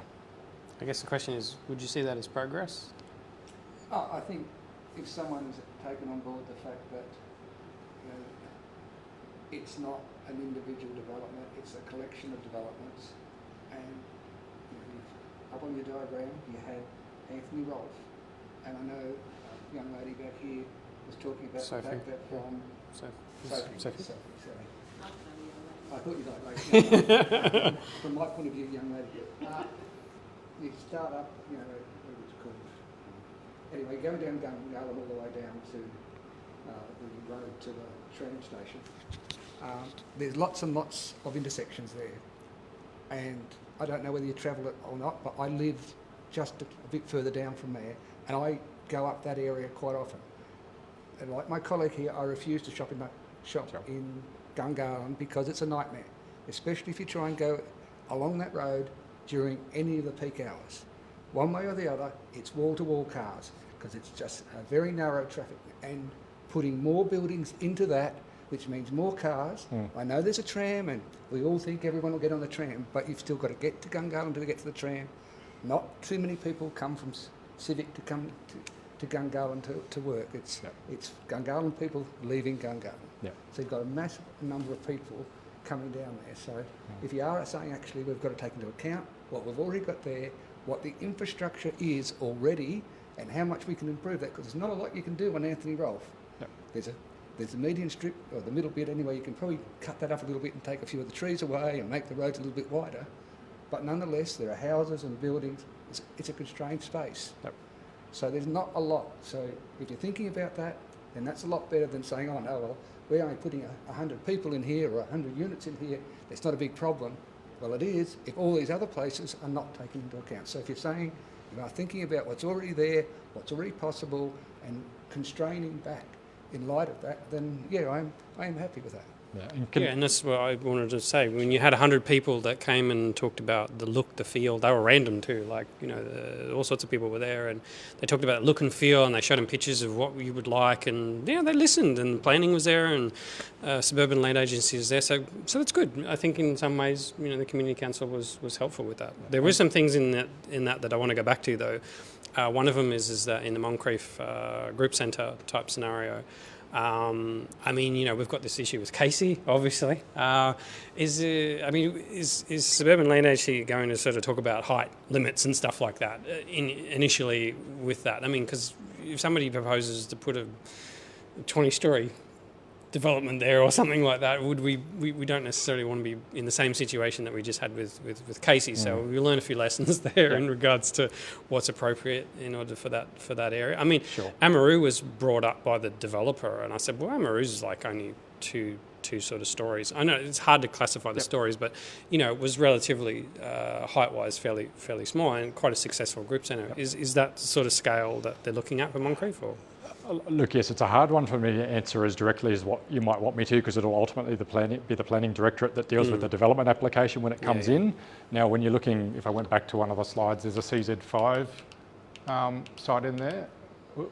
I think we went past it, yeah. So the CZ5 on the right-hand side there, now I'm not a planning expert, but it typically has a height limitation that is more along the lines of the desired future character of the city. So it does allow developers to start to talk through some of those scenarios of which the Casey one's been sold on and another Taylor one's been sold on. So there is some flexibility around height through there. When we've been doing our work on this, we've kind of been looking at sites similar to the Amaroo Group Centre. So that's typically of around I think you'd usually say 4 around there, but yeah, that 4 to 6 of what you talked on is what we would be envisaging for the scale here.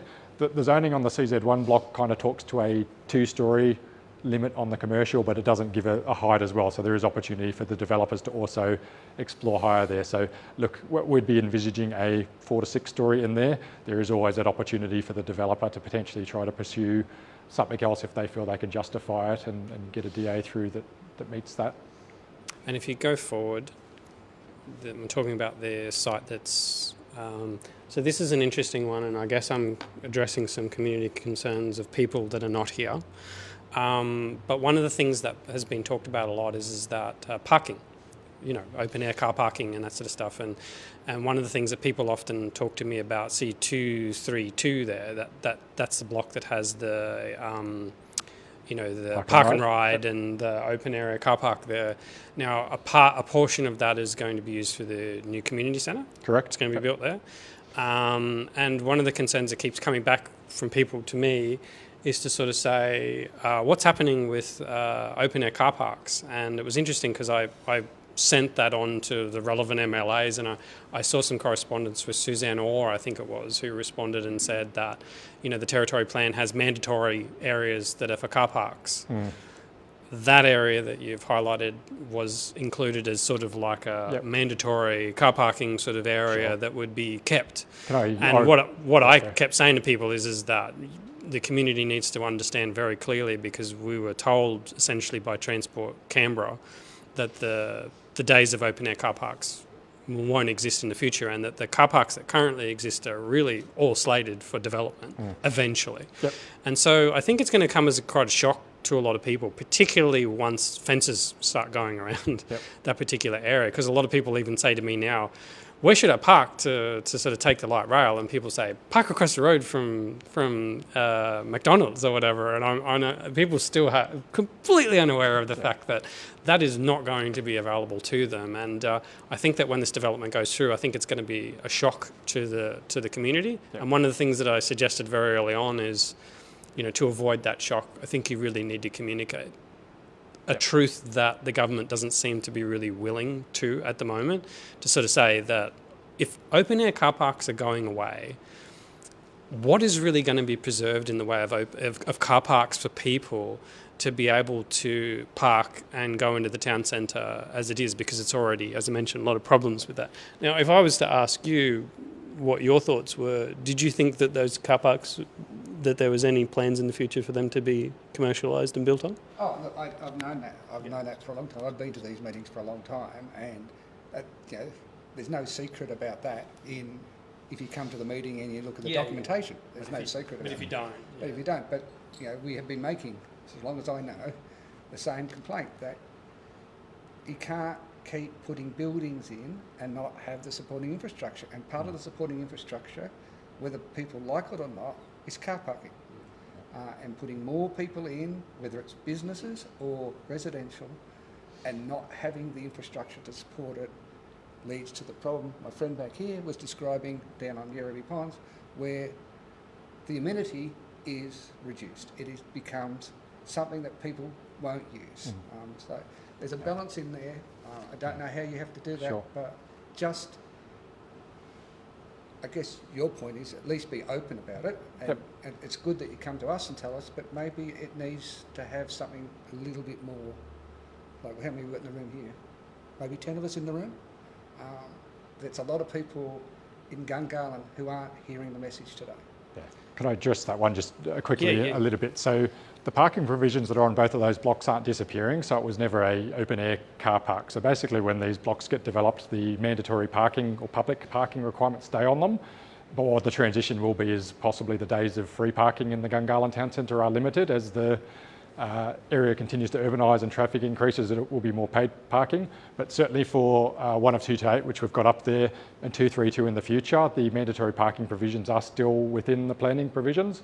So when we develop and sell a block, it does have a requirement on the developer to have a minimum volume of publicly accessible parks available, but they can charge for them. So it does sort of move towards the parking will stay, it'll just move away.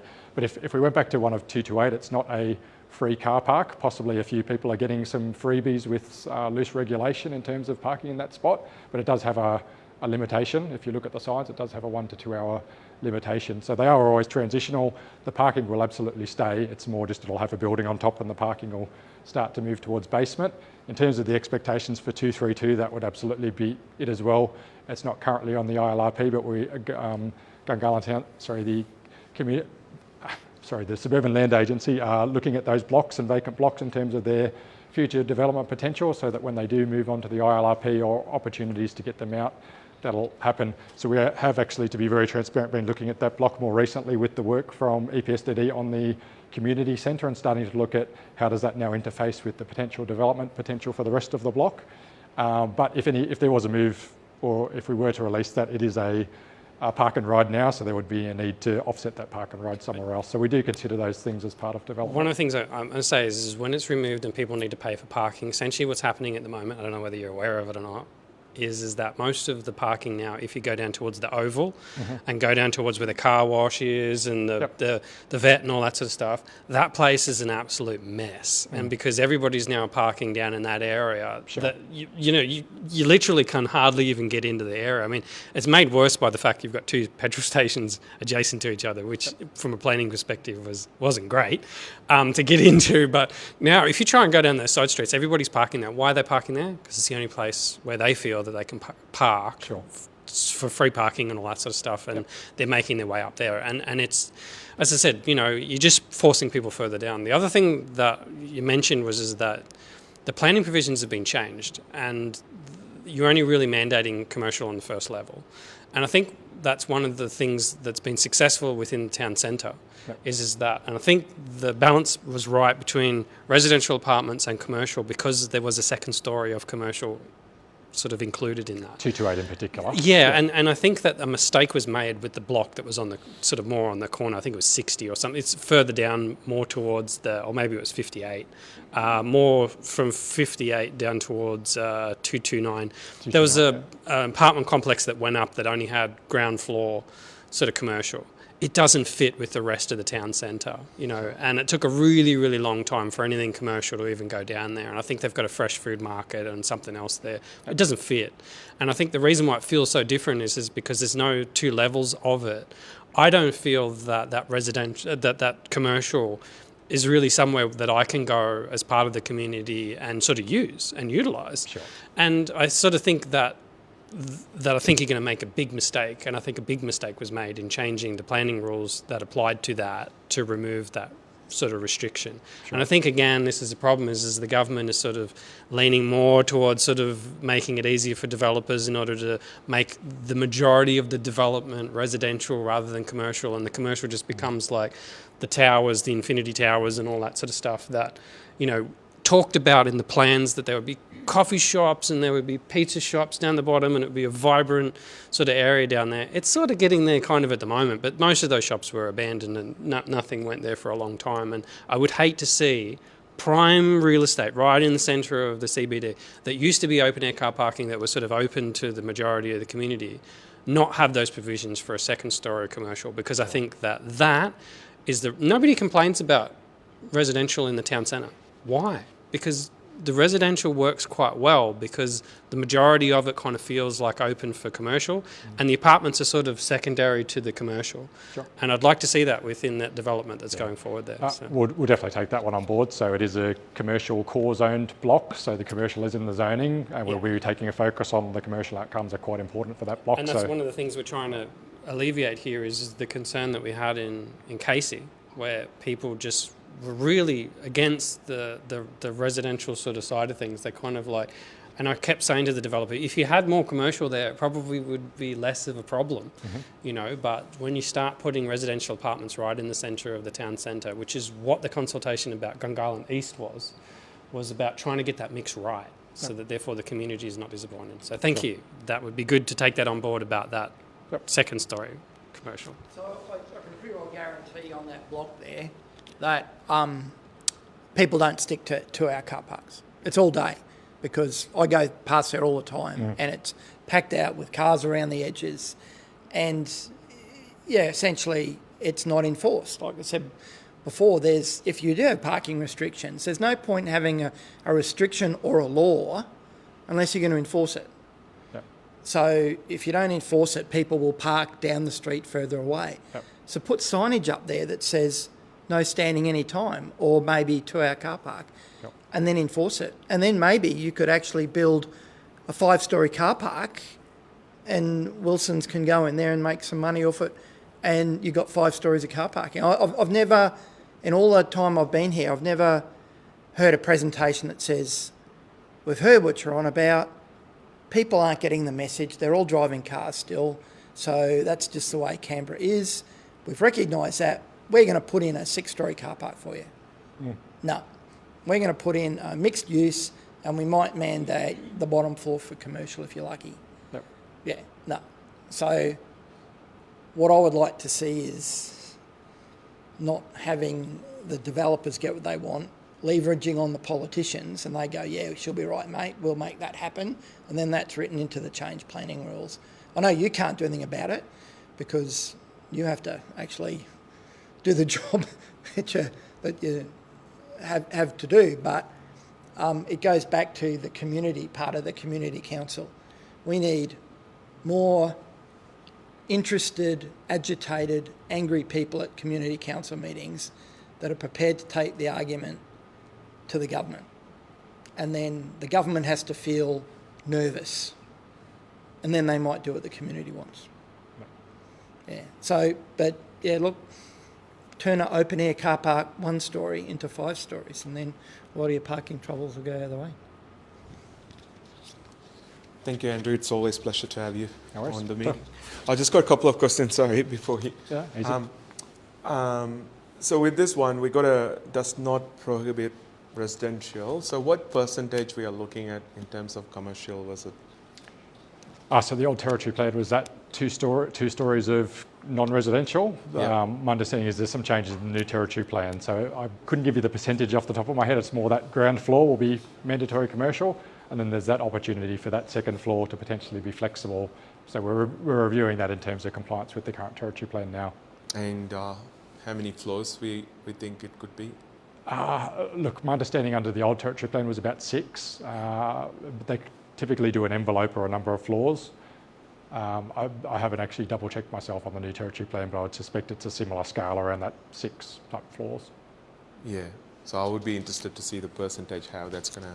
Yep. So what I would expect before we have this one go out to market is we'd be back in the room sort of presenting something that it won't be a picture of what the building will look like. It'll typically show any of the planning principles that we're looking to put across the block that'll be enforced onto the developer. So that'll look at things like exactly what you're looking at there, general scale, massing, arrangements, where the traffic access would be. Certainly on 228, traffic access is a really important consideration for that block. Yep. So we would expect, even if it's an informed type presentation or whatnot, before the tender goes out in that mid-2024, we'll expect to be back in front of the Community Council, if not back up on your say or something like that.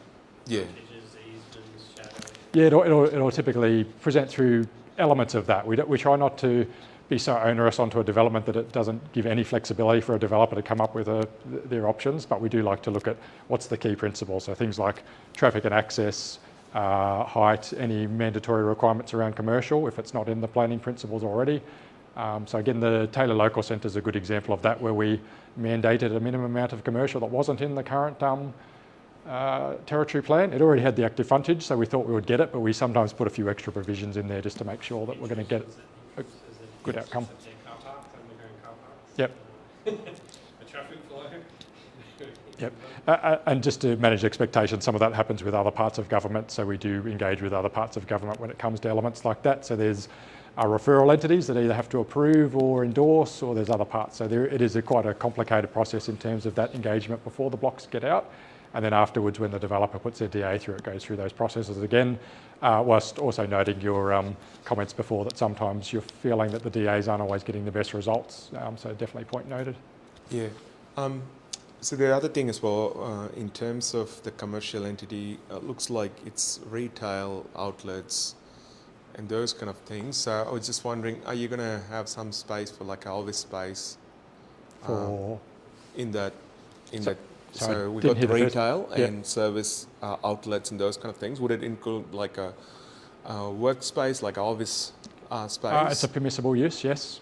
So we don't oftentimes get involved in the individual tenancies, so we tend not to mandate a certain type of... Is it part of the retail core? Yeah, that's the zoning. So it's a CZ1. You could... I'm not the expert again, off the top of my head, it's got a pretty flexible amount of uses, everything from community facilities to business services, offices. You can get an anchor tenant in there if you wanted to. I'd need to triple check, but I understand the scale limitations have also disappeared as part of the new territory plan. So that was one of the Community Council's regular complaints on some of the old outcomes. So that shouldn't apply to this one when we get it out the door. So we get an anchor tenant? You could get one in there if you could attract one. So that. The other retailers don't want. Let's just put that on the table. They don't want anything competing with their group centres and all that sort of stuff. So the mere mention of an anchor tenant being, and that's one of the things we advocated for, was that the removal of 200 square metres made it so that it was just small shop fronts and all that sort of stuff. When what the community wants is large anchor tenants. They want a JB Hi-Fi. They want a whatever. And you're not going to get a JB Hi-Fi in a 200 square metre sort of space. So what we're trying to do is talk to the planning authority and the SLA to say, if you've got blocks of land like that being released, make it 1,000 square metres, or if someone was 2,000 square metres, well, fine, let them do it. And some of the people that bought blocks of land in the other areas that have already been released, one of the things that we said to them is, why can't you have something bigger? And they said, we can't, we're restricted by 200 square metres. So that's good progress. And with the car parks, do we got a number at the moment? How many car parks space? Oh, I don't have on 228 in terms of what will stay there in the future. So I don't have the number off the top of my head on exactly what was agreed. So I'll take that one on notice. It was somewhere in the order of around 100, I believe, but I couldn't confirm that one. Okay, cool. So with the Taylor and the Moncrief Group Centre and the local centre, so I know the timeline-wise, it's tender going to go by mid 2024. Yep. But in terms of the rest of the timeline, so are we going to put some clause to the developer to make sure that gets developed within a particular, like a couple of years or so, because we do have experience with the cinema, Yes. So Yeah, so every current lease does have that provision in it. It does have opportunities to extend for extenuating circumstances or other elements, but typically what goes into a standard clause would be around that 3 to 5 years of commencing and then completing, depending on the type of block that it is. So we do have provisions in our deed. With a site the type of Moncrief, we usually like to have some early engagement on their initial development intention. So there might be better opportunities for that particular block for us to come back to the Community Council saying we've had our initial engagement subject to the buyer being happy for us to share that. This is their initial thinking, this is the timing, because we would like to be pretty involved in that. Definitely appreciate the concerns around things like the cinema site. It is a little bit outside of SLA's authority in terms of that regulation, but it is always, understand the criticisms when blocks look like they're taking a really long time to get out of the ground. yeah, so I think that would be a major concern, because you don't want someone to buy and then never get used. Yep. For 5-10 years, you lose one set of generation gone without using. I agree, shops, and for the local centres and the group centres, they're pretty important community infrastructure, so we don't really want those ones being land banked. Yeah, so we'll be actively involved in making sure that for every tool that we've got to make sure developers are keeping scheduled progress to getting out of the ground, we'll be pushing all of those tools that we can. Yeah, cool. And the last question, with the Jaka land release, Yep. from my understanding, the ballot, not all the land's been sold as part of the ballot. Correct. Yep. So we've got still something left, and I can see some of those things coming up from the old homes as well. Yep. So in terms of the pricing, are you guys reducing the price now because to reflect the market, or it's still the same price? So SLA has an obligation to sell at market value, so we do look at that at strategic locations. We're not presently looking at a price drop in Jaka. It's a fairly recent release, but again, into the future, we continue to monitor our inventory, and that would potentially look at a repricing if the blocks were over the counter for a prolonged period. In terms of percentage, how much was sold and how many remaining? Oh, look, I think we got around that, the initial uptake from ballot, I think it was around 50%. Yep. Just off the top of my head, and then we've had a little bit of activity after that. So there's still a fair volume, as you pointed out, over the counter, and anyone interested in either single res or package lots, we're definitely interested in speaking to you, and our friendly sales teams will be happy to take a connection. But yeah, there is still inventory over the counter. Thanks for the sales pitch at the end, Andrew. But thank you for welcome. And we always welcome you, in the community. It's always good to have that interaction. Thank you so much for coming down. Yeah.